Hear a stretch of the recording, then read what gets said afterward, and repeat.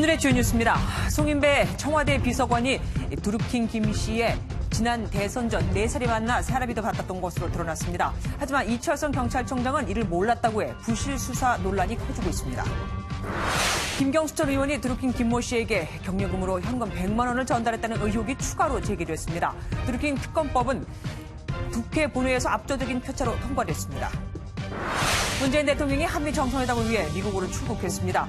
트럼프 미국 대통령과 미국 정상회담을 앞두고 강경 자세를 보이는 북한에 대한 대응 방안 공조에 나설 예정입니다.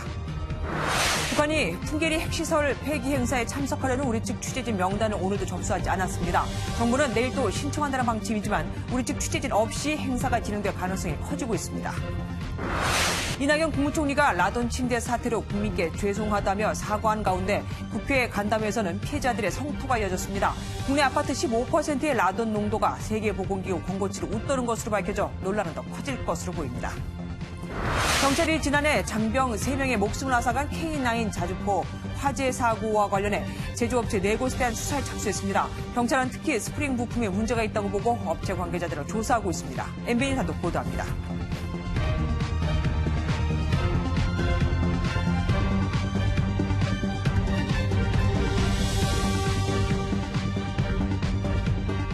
청와대는 큰 문제가 없다는 입장이지만 어쨌든 대통령에게 보고도 하지 않고 임종석 비서실장 선에서 일을 종료시켰다는 게 알려지면서 곤혹스러울 수밖에 없습니다.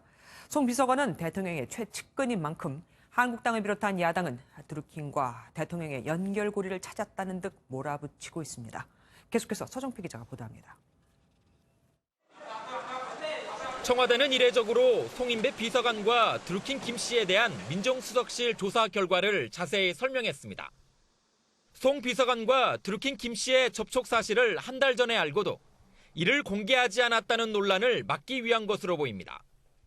특히 송 비서관이 드루킹의 댓글 조작에 대해 전혀 몰랐다는 부분을 강조했습니다. 하지만 여의도 야당 분위기는 사뭇 다릅니다. 송인배 비서관이 드루킹을 4차례에 걸쳐 만난 시점이 대선 전인 사실을 들어 대선 댓글 조작의 새로운 정황이 될 수 있다는 의혹을 제기하고 있습니다.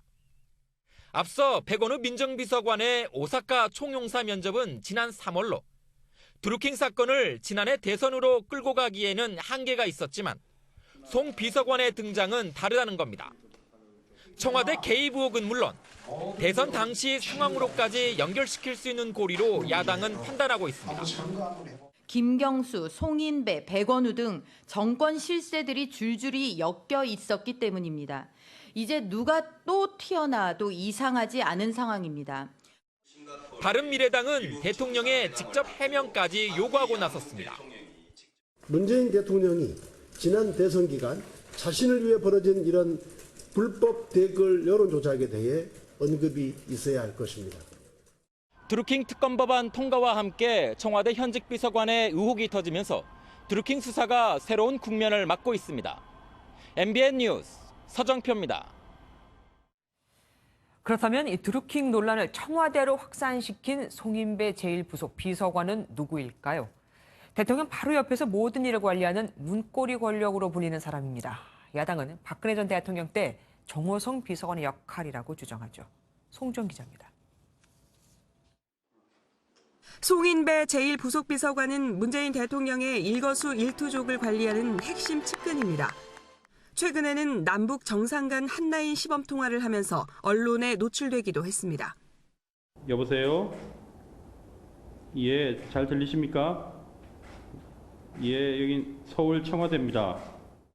현재 문 대통령의 모든 일정과 청와대 보고, 회의 자료를 책임지고 있으며 지난 대선 캠프에서는 문재인 후보의 일정 총괄 팀장을 맡았습니다.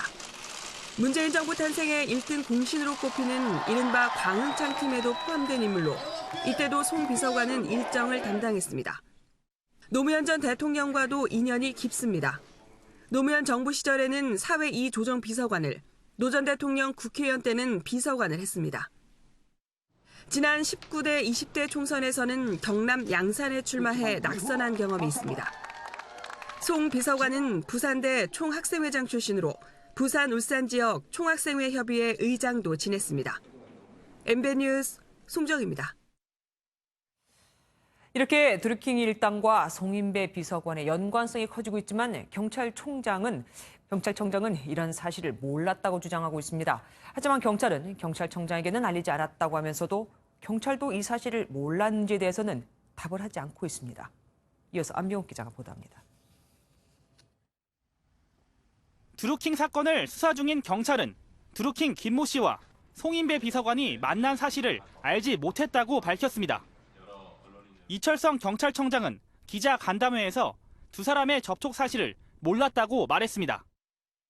함께 동석한 경찰 실무진 역시 청장에게 보고하지 않은 것은 맞다고 밝혔습니다. 하지만 사전에 사실관계를 파악했느냐는 질문에 대해선 실무진과 마찬가지로 수사팀 역시 확인해줄 수 없다며 모르쇠로 일관했습니다. 드루킹 사건의 핵심 중 하나는 댓글 여론 조작에 정치적 배후가 있는지 여부. 대규모 인원이 투입돼 석 달 넘게 수사를 했는데도 두 사람의 접촉 사실조차 몰랐다면 부실 수사 논란에 휩싸일 공산이 큽니다. 또 사실관계를 알고도 청장에게 제대로 보고하지 않았다면 수사팀이 권력의 눈치를 보는 것 아니냐는 비판이 나올 수밖에 없는 대목입니다. 지난달 경찰은 김경수 전 의원이 드루킹 김 씨에게 메신저로 의례적 감사 표현만 했다고 밝혔다가 이후 사실관계가 뒤바뀌자 여론의 문매를 맞고 공식 사과한 바 있습니다. MBN 뉴스 안병욱입니다. 드루킹 특검 법안이 드디어 국회 본회의를 통과했지만 특검이 결정됐으니 이제 김 빠진 경찰은 수사에 전력을 기울이지 않을 것이고 그럼 선거 이후에나 본격적인 조사는 다시 시작이 되겠죠. 전정인 기자입니다. 드루킹의 인터넷상 불법 댓글 조작 사건과 관련된 진상규명을 위한 특별검사의 임명 등에 관한 법률안 대안은 가결되었음을 선포합니다. 재석 의원 249명 가운데 찬성 183표, 반대 43표, 기권 23표로 일명 드루킹 특검 법안이 국회 본회의를 통과했습니다. 역대 13번째이자 문재인 정부 들어 첫 특검입니다. 특별검사는 먼저 대한변호사협회가 4명을 추천하고 이 가운데 2명을 야 3당 합의로 추천하면 대통령이 그중 1명을 임명합니다. 수사팀은 특검보 3명과 파견검사 13명 등으로 꾸려지며 준비기간 20일에 최장 90일간 수사할 수 있습니다. 수사의 핵심은 드루킹 일당이 지난 대선 전부터 불법 댓글 조작을 했는지 또 그 과정에서 정치권이 연루됐는지 여부입니다. 수사 착수는 준비기간을 감안하면 6.13 지방선거 이후인 다음 달 하순쯤 시작될 것으로 보입니다. 특검과 함께 추가 경정 예산안도 제출 45일 만에 정부 안에서 218억 원이 줄어든 3조 8천억 원 규모로 통과됐습니다. 산업단지 중소기업 청년 교통비 지원 사업 등이 삭감되고 군산 거제 통영 등 고용위기 지역을 위한 예산은 대폭 증액됐습니다. MBN 뉴스 전정인입니다. 이제 관심은 특별검사를 누가 맡을까 하는 겁니다. TK 검사장 출신들이 물망에 오르고 있지만 유력 후보들이 하나같이 선사리를 치고 있어서 큰일입니다. 조성진 기자입니다. 특검 후보 추천권이 있는 대한변호사협회가 오늘 후보자 추천을 마감했습니다. 추천된 특검 후보자는 30명 안팎인 것으로 전해졌습니다. 변협은 오는 23일 오후 후보자 추천위원회를 열어 과반수 의결로 후보자 4명을 선정합니다. 수사력이 뛰어나야 되고요. 특별한 정치적 성향이 없고 객관적이고 중립성이 있는 인사를 해야 됩니다. 정진영 전 민정수석과 박용석 전 대검 차장검사, 조용곤 전 중앙지검장, 김혜수 전 대검 공판 송부부장 등 TK 출신 검찰 고위 간부 상당수가 물망에 오른 것으로 전해졌습니다.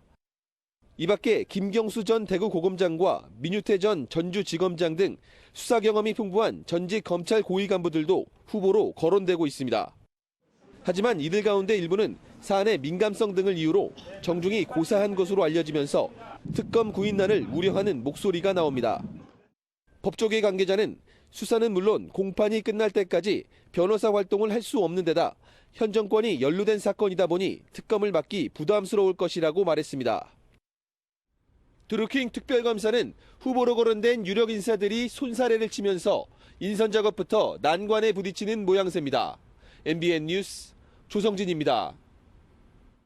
김경수 전 의원이 파주 사무실에서 매크로 프로그램의 시연을 본 뒤 드루킹 김 씨에게 경력금 100만 원을 준 정황이 포착됐습니다. 경찰은 김 전 의원 재소환을 검토하겠다고 했지만 행간을 읽어보면 큰 수사 의지가 없어 보입니다. 손기준 기자입니다. 김경수 전 더불어민주당 의원이 드루킹 김모 씨에게 현금 100만 원의 경로금을 줬다는 의혹이 제기됐습니다. 김 전 의원이 파주 누름나무 출판사를 찾은 2016년 10월 매크로 프로그램 시연 뒤 격려 차원에서 김 씨에게 100만 원을 줬다는 겁니다. 당시 이 자리에 있던 경공모 회원들도 손뼉을 치며 호응한 것으로 전해졌습니다. 이처럼 김 전 의원에 대한 의혹이 갈수록 커지고 있지만 경찰은 재소환 검토라는 원론적인 말만 되풀이하고 있습니다. 이철성 경찰청장은 후보 등록 이후에도 조사할 게 있으면 재소환하겠다는 입장을 밝혔습니다. 하지만 공직선거법상 공무원의 선거 관여 금지 조항 때문에 후보 등록 기간 전인 모레까지 재소환하지 않으면 추가 소환은 사실상 어렵습니다. 경찰 관계자도 선거 기간에 경찰이 정치인을 소환 조사한 적이 없다며 가능성을 낮게 봤습니다.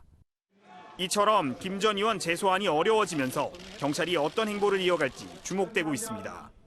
MBN 뉴스 송기준입니다.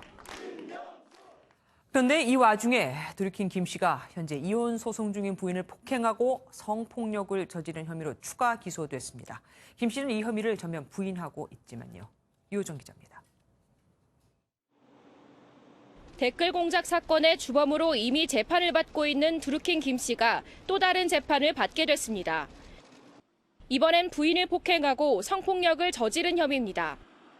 부인이 드루킹 김 씨를 경찰에 고소한 건 댓글 조작 사건이 보도되기 전인 지난 1월 말쯤입니다. 현재 이혼 소송 중인 김 씨는 경찰 조사에서 혐의를 전면 부인한 것으로 전해졌습니다. 의정부지검에서 사건을 넘겨받은 서울중앙지검은 지난 11일 유사강간과 폭행 혐의로 김 씨를 재판에 넘겼습니다. 변호를 맡은 윤평, 장심건 두 변호사는 공교롭게도 드루킹의 댓글 조작 혐의를 변호하다가 지난 4월 돌연 사임한 인물입니다. 드루킹 특검을 앞두고 마지막 변호인이었던 오정국 변호사까지 사임하면서 드루킹 김 씨는 새로운 변호인을 선임해야 하는 처지에 놓이게 됐습니다. MBN 뉴스 유호정입니다. 문재인 대통령이 한미 정상회담을 위해 워싱턴으로 출국했습니다. 다음 달 12일 싱가포르에서 열리는 미북 정상회담을 앞두고 미북 간 갈등을 최종 조율하기 위해서일 겁니다. 최준학 기자가 보도합니다. 문재인 대통령이 트럼프 미 대통령과의 정상회담을 위해 1박 4일간의 일정에 올랐습니다. 한미 양국 간의 문제보단 중재자로서 미북 정상회담을 위한 조율에 집중할 예정입니다. 양 정상은 짧은 일정인 만큼 어제 정상통화로 회담 의제를 점검했습니다. 양 정상은 내달 12일로 예정된 북미 정상회담의 성공적 개최를 위해 곧 있을 한미 정상회담을 포함 향후 흔들림 없이 긴밀히 협의해 나가기로 했습니다. 워싱턴에 도착한 문 대통령은 폼페이오 국무장관과 볼턴 백악관 안보보좌관 등 외교안보 정책 핵심 인사들과 접견으로 실무 방문을 시작합니다. 특히 문 대통령은 트럼프 대통령과 대석자 없이 미북 정상회담이 임박한 상황에서 기획화 로드맵을 놓고 막판 조율합니다. 미국이 선호하는 일괄 타결과 북한의 단계적 동시적 해법 사이에 접점을 찾는 데 집중할 전망입니다. 또한 한라인은 가동되지 않았지만 김정은 국무위원장의 의중에 대해 우리가 파악한 내용을 트럼프 대통령에게 전달하고 심도 있는 논의가 이루어질 것으로 보입니다. 문 대통령은 정상 오찬을 겸한 확대 정상회담과 주미 대한제국공사관 개설 기념식에 참석하고 24일 새벽 귀국합니다. MBN 뉴스 최중락입니다. 북한 풍계리 핵실험장 폐기 현장을 취재할 기자단이 탈 비행기는 내일 중국을 떠나 원산으로 향합니다. 그런데 북한은 오늘도 우리 측 방북 기자단 명단을 접수하지 않았죠. 우리만 빼고 행사를 진행할 가능성이 더 커졌습니다. 연장현 기자입니다. 북한 풍계리 핵실험장 폐기 현장 상황을 취재할 우리 기자단이 출국 절차를 밟습니다. 풍계리 현장에서 비핵화의 역사적인 장면을 더 정확하고 빠르게 전달할 수 있도록 그렇게. 경유지인 중국으로 향하긴 했지만 북한 땅을 밟아보지도 못하고 귀국할지도 모르는 상황에 놓였습니다. 당장 내일 오전 11시 북한 핵실험장 폐기 행사 취재를 위한 비행기가 북한으로 떠나지만 지금까지도 우리 기자단 명단 수령을 거부하고 있기 때문입니다. 풍계리 핵실험장 폐기 행사에 참석할 우리 측 기자단 명단을 통보하려고 하였으나 북측은 아직까지 통지문을 접수하지 않고 있는 상황입니다.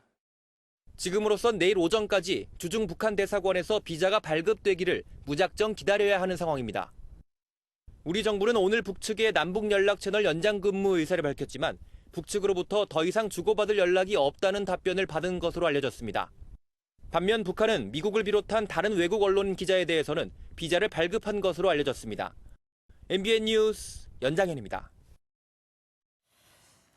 국회에서 열린 라돈 침대 피해 문제 해결을 위한 첫 간담회에선 피해자들의 고성이 오갔습니다. 우선 침대를 수거라도 해달라는 거죠. 그냥 버리자니 증거가 사라지게 될까 버리지도 못하고 있다고요. 민지숙 기자입니다. 라돈 침대 사태 해결을 위해 마련된 자리. 피해자들 사이에 고성이 터져나옵니다. 우리 앞에 핵폭탄이 터졌어요. 그러면 국가는 가만히 있을 거예요? 문제가 된 라돈 침대들이 수거조차 되지 않고 있다고 분통을 터뜨립니다. 업체는 지금 전화도 안 되고 구청에서도 지금 그냥 그렇게 처리를 하시라 하더라고요. 침대 프레임만 봐도 이게 진짜 제 관인 것 같아요. 10년 뒤 나타날지 모를 피해에 대한 장기 대책을 촉구하는 목소리도 높았습니다. 수년간 관리한다고 봅니다, 저는. 잠재 기간이 3년, 5년, 10년도 된답니다. 피해자들의 목소리를 경청하기 위해 처음 마련된 자리였지만 책임 있는 당국자들이 한 명도 참석하지 않아 피해자들의 분노만 키웠습니다. 책임지지 않는 사람들 여기 와서 뭐 할 겁니까? 내가 책임질 사람이야! 이 사람 나오세요. 이번 라돈 침대 사태가 제2의 가습기 살균제 사건으로 번지기 전에 범정부 차원의 신속한 대응이 필요하다는 목소리가 커지고 있습니다. MBN 뉴스 민지숙입니다. 그럼 침대만 문제일까요? 환경부가 국내 아파트의 가구를 조사해봤더니 일부에서 세계보건기구의 기준치를 넘는 라돈이 검출된 것으로 뒤늦게 확인됐습니다. 이어서 신동규 기자입니다. 입주한 지 10년 된 서울의 한 아파트입니다. 라돈 침대 사태가 불거지면서 문제된 침대가 없어도 걱정하는 사람이 늘고 있습니다. 침대만 문제인 줄 알았는데 집에서도 라돈이 나온다고 하니까 사실 불안하죠. 직접 측정해보니 라돈 수치는 17에서 85베크렐 정도. 지은 지 오래된 아파트는 평균적으로 수치가 적게 나오지만 문제는 신축 아파트입니다. 환경부가 국내 아파트 178가구를 조사한 결과 15%인 27가구의 라돈 농도가 WHO 기준치인 100베크렐을 웃도는 걸로 나타났습니다. 특히 신축 고층 아파트일수록 농도가 짙었습니다. 국내 라돈 농도와 관련한 기준은 대형마트와 같은 다중이용시설이 148베크렐, 2018년 이후 새로 지은 공동주택이 200베크렐로 WHO 기준치보다 높습니다. 환경 전문가들은 이 같은 기준치마저 실효성이 없다고 지적합니다. 그 라돈을 배출하는 시설을 만들어서 기준치 이하로 되도록 한 다음에 이용하게 한다거나 이런 조치들이 강제화되지 않고 특히 규제가 전혀 없는 단독주택이나 2018년 이전에 지은 아파트는 그대로 방치되고 있는 만큼 정부의 관리가 필요하다는 지적입니다. MBN 뉴스 신동규입니다. 폭행과 폭언 등 각종 갑질 논란의 중심에선 이명이 이루어진 이 사장이 다음 주에 경찰에 소환됩니다. 작은 딸 조현민 전 전무에 이어 5 식구 중 4번째죠. 조창훈 기자입니다. 이명희 이루재단 이사장이 오는 28일 경찰에 소환됩니다. 인천의 한 호텔 공사 현장에서 촬영된 이른바 갑질 폭행 동영상이 공개된 지 약 한 달 만입니다. 당시 내사에 착수했던 경찰은 운전기사나 가사도우미에게 폭언과 폭행을 일삼았다는 진술이 잇따르자 이달 초 사건을 정식 수사로 전환했습니다. 앞서 폭행 등의 혐의로 출국이 금지된 이 이사장에겐 상해 혐의가 더해졌습니다. 10명이 넘는 피해자를 조사하던 중 폭행으로 인한 상처가 확인됐기 때문입니다. 경찰은 이 이사장을 직접 조사한 뒤 상습 폭행 혐의를 적용할지 여부를 결정할 방침입니다. 상습 폭행이 인정되면 피해자의 의사와 상관없이 처벌이 가능하고 단순 폭행에 비해 형량도 더욱 무거워집니다. 피해자 일부가 이 이사장의 처벌을 원하고 있는 것으로 전해진 가운데 이 이사장은 경찰 조사에 응하겠다는 뜻을 밝혔습니다. 하지만 피해자들에 대한 회유가 있을 수도 있는 만큼 경찰은 피해자 신원 보호에도 힘을 쏟을 계획입니다. MBN 뉴스 조창원입니다. 관세청이 조양호 회장 일가가 밀수한 것으로 의심되는 2.5톤 분량의 현물을 협력업체에서 찾아냈습니다. 밀수 증거가 발견된 셈이니 고전하던 관세청 수사가 급물살을 타게 됐습니다. 차민아 기자입니다. 관세청 직원들이 압수물이 담긴 상자를 차례차례 창고로 옮기고 있습니다. 인천본부 세관 직원 30여 명이 대한항공 협력업체를 압수수색해 확보한 겁니다. 조양호 회장 일가의 밀수품으로 추정되는 현물로 그 양만 2.5톤에 달합니다. 관세청은 조 회장 일가가 자택 등에 있던 밀수품을 수사에 대비해 사전에 협력업체로 옮겨놓은 것으로 의심하고 있습니다. 실제로 조 회장 집안의 비밀의 방 등을 수색하는 과정에서 별다른 단서가 발견되지 않아 제3의 장소에 은닉했을 가능성이 제기돼 왔습니다.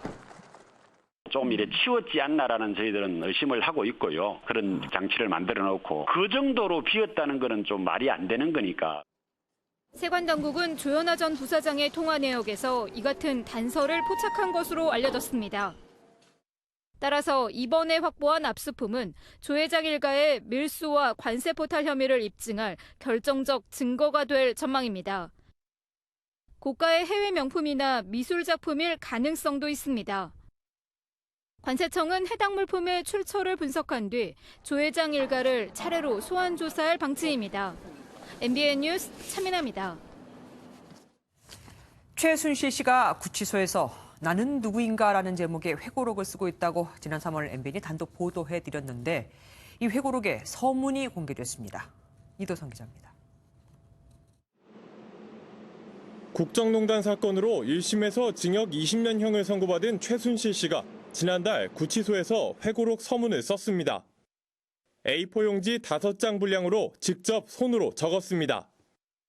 최 씨는 서문에서 내가 회고록을 쓰는 게 맞는 것인가라며 운을 떼고 역사가 어떤 평가를 하든 적어도 항변을 할 수 있다는 생각이라며 작성 이유를 밝혔습니다.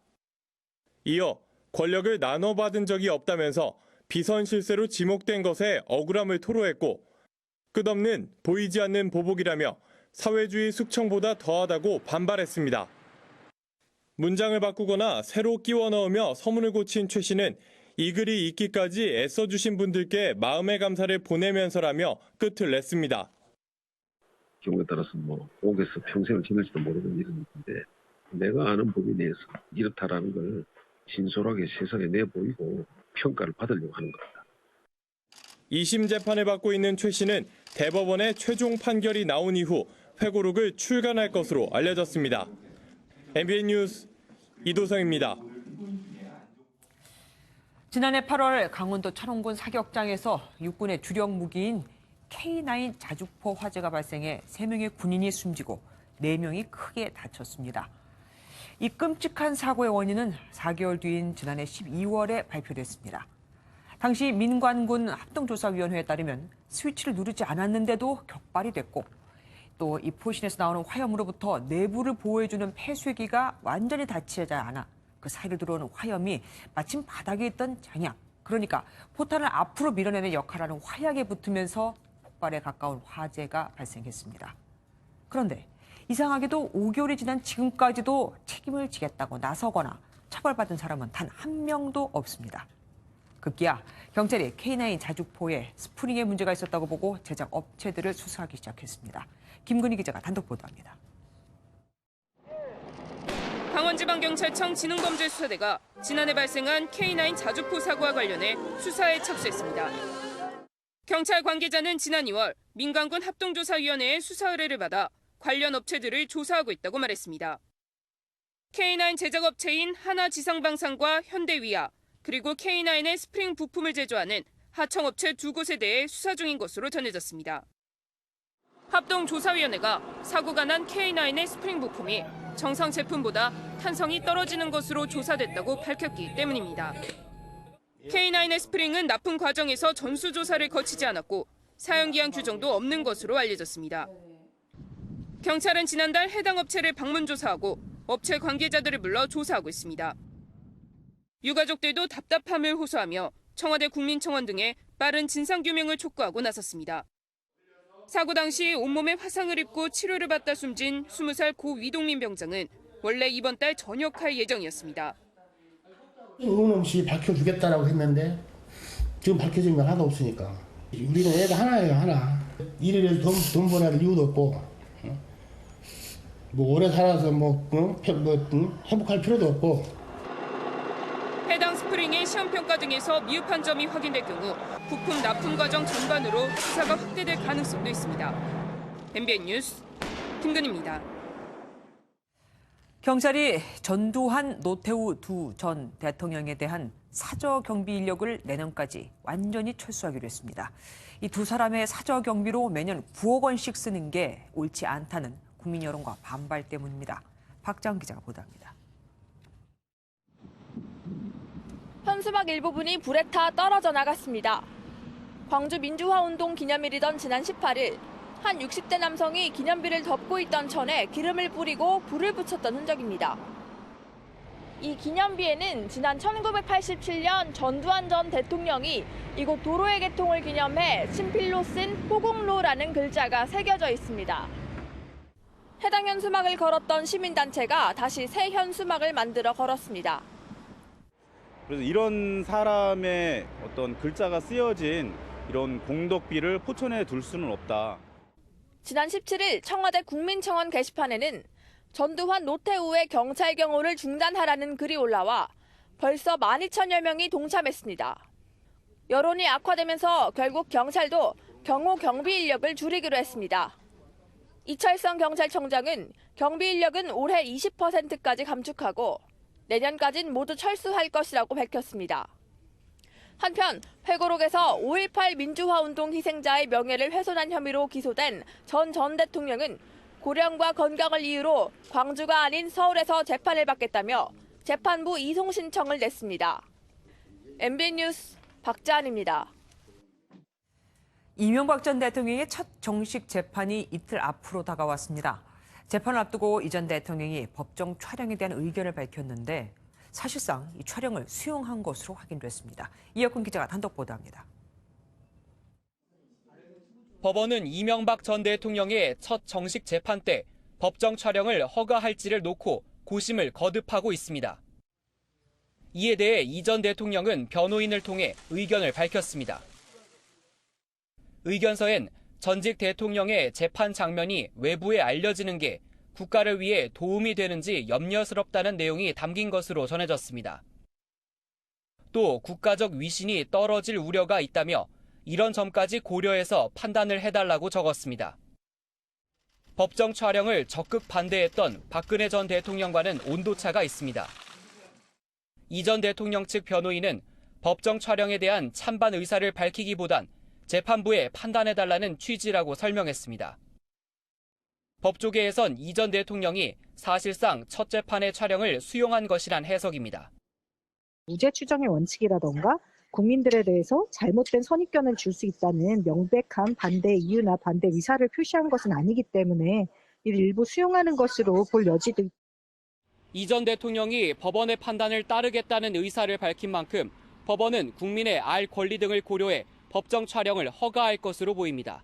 MBN 뉴스 이혁근입니다. 자유한국당 홍문종, 염동열 의원에 대한 체포동의안이 국회 표결에 붙여졌지만 결국 부결됐죠. 민주당에서마저 이탈표가 나왔기 때문입니다. 제 식구 감싸기란 말이 안 나올 수가 없겠죠. 김문영 기자입니다. 체포동의안 표결 직전 당사자인 홍문종, 염동열 두 의원이 선처를 호소합니다. 저를 구속하라고 얘기할 만한 사안은 아니라는 말씀을 분명하고 확실하게 드립니다. 저 정치 인생을 걸고 피 맺힌 절규로 여러분에게 말씀드립니다. 소외받는 사람들의 편이 되어 낮은 모습, 합리적인 정치인이 되고자 노력해왔습니다. 다른 자유한국당 의원들은 구속 수사의 부당성을 지적하며 지원 사격에 나섭니다. 불구속 상태에서 재판받으며 공정한 방어권을 행사할 수 있도록 이런 분위기 속에 진행된 두 의원에 대한 체포동의안 처리는 결국 부결로 결론났습니다. 특히 염동열 의원의 경우 반대표가 한국당 의석수를 크게 웃돌았는데 다른 야당은 물론 민주당에서도 이탈표가 나온 겁니다. 민주당은 즉각 고개를 숙였고 한국당은 환영의 뜻을 밝혔습니다. 원내대표로서 책임을 통감합니다. 20표 이상의 이탈표가 있었다고 생각이 됩니다. 감사하고 고마운 마음으로 받아들이겠습니다. 무죄 추징의 원칙, 불구속의 원칙이 국회의원 체포 동의안 제도의 문제점을 그대로 안고 있습니다. 적폐청산을 요구하는 사회적 분위기와는 달리 20대 국회마저 제19 감싸기에 급급하면서 국회 특권을 없애야 한다는 목소리가 커지고 있습니다. MBN 뉴스 김문영입니다. 오늘 국회 안에서는 민주노총 조합원들과 경찰들 사이에 쫓고 쫓기는 추격전이 벌어졌습니다. 상여금을 최저임금에 포함하는 내용의 최저임금법 개정안을 논의하려 하자 이에 반발해 기습 시위를 벌인 겁니다. 안보람 기자가 취재했습니다. 민주노총 조합원 수백 명이 국회 진입을 시도합니다. 일부는 담장 위로 올라섰고 진입에 성공한 사람들은 시위 도구를 뺏으려는 경찰과 추격전을 벌입니다. 민주노총 깃발 갖고 가지 마! 이 과정에서 국회 사무처 직원이 뇌진탕 증세를 보여 병원으로 실려갔고 민주노총 조합원 12명은 건조물 침입 혐의로 체포됐습니다. 국회 안은 물론 담장을 경계로 100m까진 집회나 시위가 법으로 금지됐습니다. 그런데 국회 환경노동위원회가 상여금을 최저임금에 포함하는 내용의 최저임금법 개정안을 논의하려 하자 민주노총이 반발하고 나선 겁니다. 국회는 최저임금 계약을 통해 최저임금 무력화를 시도하고 있습니까? 이것이 국회가 할 일입니까? 더불어민주당과 자유한국당은 이미 최저임금위원회에서 노사 간 의견 접근이 이뤄졌다며 상여금을 포함해야 한다는 입장입니다. 반면 정의당은 이제까지 포함되지 않았던 상여금이 포함되면 최저임금 인상 효과가 반감된다며 반대하고 있습니다. 여야는 일단 5월 국회 안에 최저임금 산입 범위를 확정한다는 계획입니다. 하지만 여야 간 이견에 노동계 반발까지 더해지면서 합의 도출 과정에 적잖은 진통이 예상됩니다. MBN 뉴스 안보라입니다.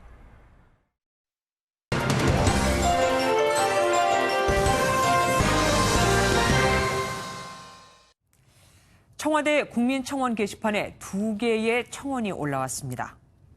하나는 연예인 수지의 사형을 청원합니다. 다른 하나는 수지의 사형을 청원한 사람을 즉시 처벌해 주십시오. 결국 수지는 자신이 잘못했다며 사과를 했습니다.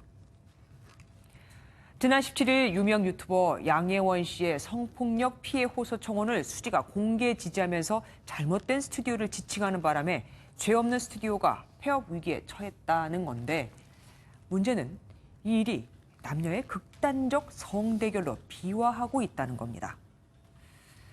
지난 주말엔 10,000 명이 넘는 여성들이 성범죄에 대한 경찰의 편파 수사를 규탄하는 집회를 열었습니다. 여성이 피해자일 때는 이 정도는 수사가 어렵다. 좀 더 센 증거를 찾아와라. 특정 부위가 아니면 처벌받기 힘들다고 했던 경찰들이 홍익대 남성 누드 모델 몰카 사건 때는 아주 신속하게 수사했다며 공평한 수사를 촉구한 건데 이때도 역시 페미니즘 논쟁이 일었고 현장을 찾은 일부 남성들은 시위에 참가한 여성들을 비난하며 시위를 성대결로 몰고 갔었습니다. 한 여성의 성폭력 피해 사건에 대해 사형을 운운하고 여성이 불안하지 않는 세상을 만들어달라는 요구를 남녀 성대결로 몰고 가는 극단적인 현상 어떻게 보십니까? 여성들이 공개적으로 피해 사실을 공개한 건 여성들이 거리로 나온 건 그만큼 절박하기 때문입니다. 미투 운동이 일어나도 대통령이 엄벌을 촉구해도 수사와 처벌은 제자리 걸음.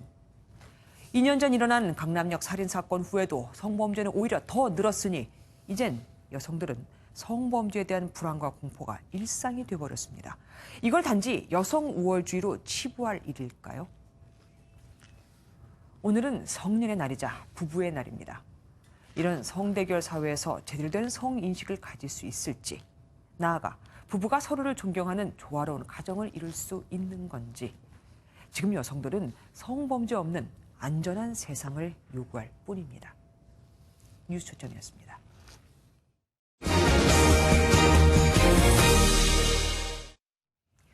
오늘 오전 중고차를 선적하던 5만 톤급 화물선에서 불이 났습니다. 처음에 200여 대로 알려진 것과 달리 차량은 2,000대가 넘게 있었고 또 차량마다 기름이 들어있으니 오늘 안에 진화는 힘들 듯합니다. 노승환 기자가 취재했습니다. 시커먼 연기가 하늘을 뒤덮습니다. 18m 높이의 가판에선 피신한 선원들이 더디게 구조됩니다. 내부가 워낙 뜨거워 배의 옆면은 시커멓게 그을립니다.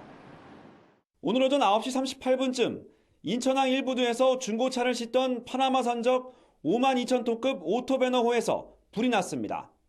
선적한 2,100여 대의 중고차 중 선수에 있던 한 대에서 원인 모를 불이 시작됐습니다. 불이 난 선박은 보시는 것처럼 사실상 사방이 완전히 밀폐된 공간입니다. 이 때문에 안으로 들어가지 못한 소방관들이 오랜 시간 동안 진화에 애를 먹었습니다. 인천 시내 모든 소방차가 출동했지만 유독가스 확산을 막으려고 밖에서 물을 뿌릴 뿐 진화는 엄두도 못 내는 상황이 6시간 이상 계속됐습니다. 열기를 빼내려고 배에 구멍을 내자 검은 연기를 맹렬하게 토해냅니다. 엄청난 열기가 지금 나오고 있습니다. 그래서 현장 접근이 어렵고요. 선원 28명은 다행히 모두 무사히 구조됐습니다. 차량마다 기름이 실린 데다 선내는 방화벽마저 열려 있어 완전히 진화되기까지는 상당한 시간이 걸릴 것으로 보입니다. MBN 뉴스 노승환입니다. 숫자로 보는 오늘의 뉴스입니다. 생수가 처음 나왔을 땐 현대판 봉이 김선달이라고 떠들썩했었는데 요새는 끓이든 그냥 먹든 수돗물을 마시는 사람을 찾아보기가 더 힘들어졌죠. 생수 시장이 매년 5에서 7%씩 성장하면서 올해는 8천억 원을 웃돌 것으로 보입니다. 2020년이면 1조 원 규모가 될 듯하고요. 그만큼 업체 간 경쟁도 치열해졌습니다. 전통적으로 휴대용은 500ml, 가정용은 1.5리터였는데 최근엔 여성 등을 위한 300ml, 1인 가족을 위한 1리터짜리도 인기를 끌고 있습니다. 이제는 생활 트렌드의 변화가 생수 사이즈에 고스란히 담기는 시대가 된 거죠. 초과 이익 환수 부담금 폭탄에 강남 재건축장이 꽁꽁 얼어붙었습니다. 몇억 원씩 값이 내린 매물이 나와도 사려는 사람을 찾아보기 힘듭니다. 김지영 기자가 취재했습니다. 재건축 시공사 선정을 앞둔 서울 강남의 한 아파트 단지. 예전 같으면 수억 원의 웃돈에도 매물을 찾기 어려웠을 테지만 지금은 매수문의 전화 한 통 받기도 어렵습니다. 19억 5천 하다가 17억 5천, 18억 했으니까 그 정도 빠졌습니다. 조금 시장은 조금 눌러져 있습니다, 지금. 자칫 수억 원의 부담금 폭탄을 떠안을 수 있다는 우려에 투자자들이 관망세로 돌아섰다는 분석입니다. 도로 건너편에 있는 이 아파트 단지는 재건축 부담금 대상에서 제외됐지만 거래가 없긴 마찬가지입니다. 지난달부터 시작된 양도세 중과 조치에 보유세 강화 얘기까지 나오면서 투자 수요가 위축된 겁니다. 조심하시는 것 같은 분위기세요. 조금 그런 리스크들이 있을 수 있다는 거죠. 재건축 단지 거래 절벽은 주변 시세에 영향을 미칠 것이란 관측입니다. 재건축 가격이 하락 조정을 받으면 서울시 전체 아파트 하락 조정을 받을 가능성이 높고 일각에선 이 같은 규제로 재건축 아파트 희소성이 높아지는 만큼 중장기적인 가격 상승을 전망했습니다. MBN 뉴스 김지영입니다. 고 구본무 LG그룹 회장의 빈소에는 이틀째 각계 조문이 이어졌습니다. 고인의 유지에 따라 비공개 가족장에 작은 장례식을 원했지만 추도 행렬은 오히려 더 끊이질 않았습니다. 김태일 기자입니다. 고 구본무 회장의 빈소가 마련된 서울대병원에는 이른 아침부터 정재계 인사들의 발길이 이어졌습니다. 고인의 뜻에 따라 외부 조문을 받지 않겠다고 했지만 넋을 기리는 애도의 마음은 줄을 이었습니다. 반기문 유엔 사무총장은 고인과의 특별한 인연을 떠올리기도 했습니다. 그 사무총장 공관에 그 전기 제품을 전부 다 LG로 다 이렇게 해줘서 상당히 그 오고 가는 사람들이 많이 보고 또 나도 또 편하고. 대한상의와 한국경총, 전경련 등 경제단체장들도 잇따라 빈소를 찾았습니다. 그것도 정도 경영을 하시는데 앞장서신 분인데 그런 점에서 큰 그 일을 하시고 가셨다고 생각합니다. 앞서 문재인 대통령은 장하성 청와대 정책실장을 통해 애도의 뜻을 나타냈습니다. 정말 존경받는 훌륭한 우리 제게 큰 별이 가셨다. 안타깝다. 구 회장의 빈소에는 조화 7개만 놓였습니다. 문재인 대통령과 이낙연 국무총리, 정세균 국회의장, 그리고 범 LG가로 불리는 LG그룹과 GS, LIG, LS그룹 4개의 조화입니다. 고인의 유지에 따라 다른 조화는 받지 않았습니다. 고 구본무 회장의 발의는 내일 오전 진행될 예정이며 장지는 유가족의 뜻에 따라 공개하지 않기로 했습니다. MBN 뉴스 김태일입니다. 원래 화물차는 시속 90km 이상으로 달릴 수 없지만 고속도로를 가다 보면 그런 차량들을 쉽게 볼 수 있죠. 속도 제한을 푸는 게 너무나 쉽기 때문입니다. 5분이면 충분합니다. 윤기란 기자가 보도합니다. 경기도의 한 아파트 주차장. 화물차 운전자가 차에서 내리고 모자를 쓴 남성이 차량 안을 살핍니다. 잠시 후 장비를 가져와 운전석에 내려놓고 작업을 시작합니다. 차량에 장착된 속도 제한 장치를 불법 해체하는 모습입니다. 시간은 얼마나 걸려요? 5분 정도 걸려요. 경찰이 지난 3월부터 3개월 동안 사업용 자동차를 집중 단속해 속도 제한 장치를 해체한 업자와 운전자 등 174명을 적발했습니다. 업자들은 화물차 차고지와 고속도로 휴게소 등 사업용 자동차가 많이 모이는 장소에서 운전자에게 접근해 건당 30에서 40만 원을 받고 속도 제한을 풀었습니다. 지난 2012년부터 정부는 대형 차량의 과속 사고를 막으려고 승합차 이상은 시속 110km, 3.5톤 이상 화물차는 90km로 속도를 묶어놨습니다. 빠른 시간에 도착하기 위해서 속도 제한 장치를 해체한 것으로 이렇게 확인됐습니다. 제동거리가 길어지고 그로 인해서 교통사고의 위험성에 더 노출되기 때문에 경찰은 자동차 관리법 위반 혐의로 업자 3명과 차주 171명을 형사 입건했습니다. MBN 뉴스 윤기란입니다. 현대모비스가 오늘 현대글로비스와 분할 합병하는 방안을 철회한다고 공시했습니다. 현대모비스는 주주들과 자문기관들의 다양한 반대 의견을 반영해 현재 분할 합병 계약을 해지한 뒤 다시 추진한다고 밝혔습니다.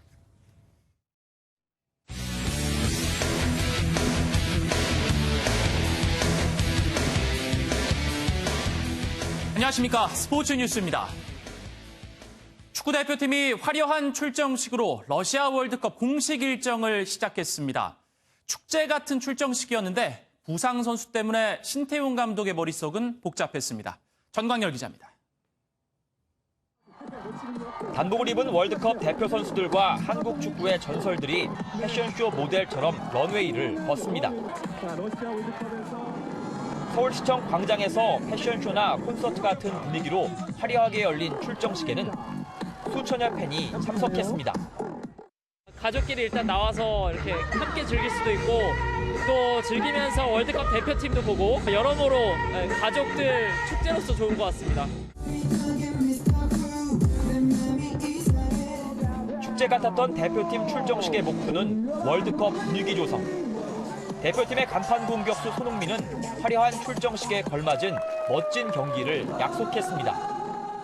4년 만에 열리는 축제인데 저희 나라도 저희 국민들도 그런 축제를 즐길 수 있게 하는 게 선수들의 목이기 때문에 태극 전사들은 출정식이 끝나고 나서 파주 트레이닝 센터로 이동해 30분간 첫 훈련을 소화했는데 부상 중인 이근호, 김진수, 장현수는 훈련에 빠졌습니다.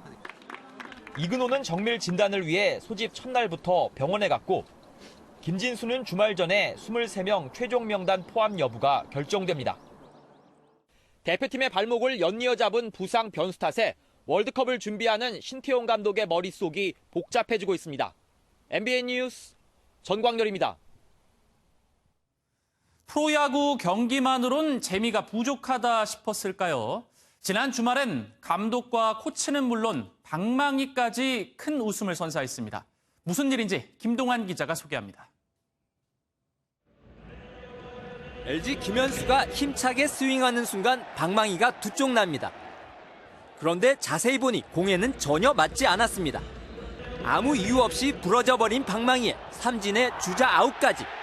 황당한 경험을 한 김현수는 타격 전 방망이를 두들겨보는 새로운 버릇이 생겼습니다.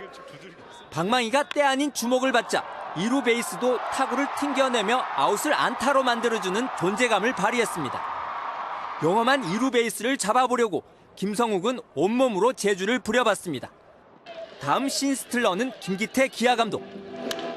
데뷔 2호 홈런을 치고 관중의 환호를 받으며 들어오는 최정민을 아는 척도 하지 않았습니다. 덩달아 더그아웃 분위기도 썰렁. 6년 동안 하나도 못 치던 홈런을 이틀 연속 쏘아올리자 김 감독의 지시로 깜짝 세리머니를 한 겁니다. 두산 정진호는 롯데의 오락가락한 수비 때문에 홈을 향해 2번이나 갔다 왔다 애간장을 태웠습니다. 동달아 3루 코치도 원치 않게 커플 스텝을 밟아야 했습니다. 그래도 골기짝을 세게 맞고 아웃된 김주찬에 비하면 양반. 화제 만발의 웃음 가득한 그라운드입니다. MBN 뉴스 김동환입니다.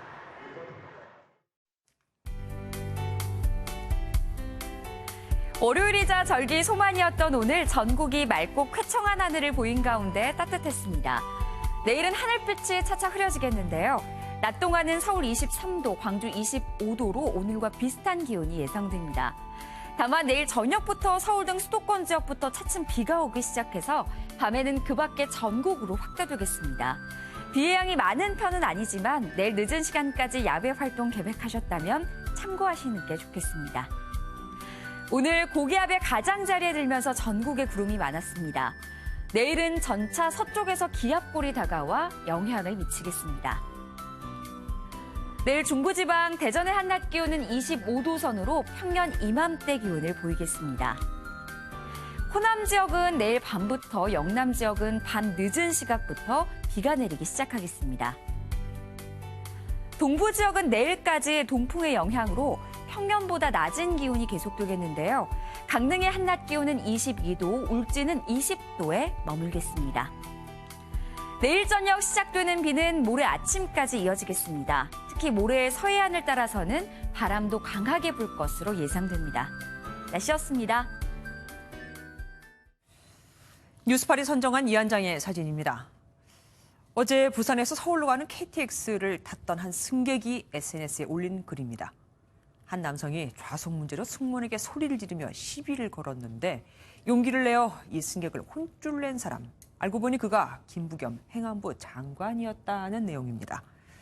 공무원이라도 되느냐며 반발하는 진상 승객에게 김 장관은 공무원 맞다라며 맞섰다는데 보통 사람은 이럴 때 나 장관이다라고 밝혔겠죠. 자신을 밝히지 않고 시민을 위해 나서는 모습. 진짜 장관다운 장관의 모습이었습니다. 뉴스팔 여기서 마치겠습니다. 함께해 주신 여러분 고맙습니다.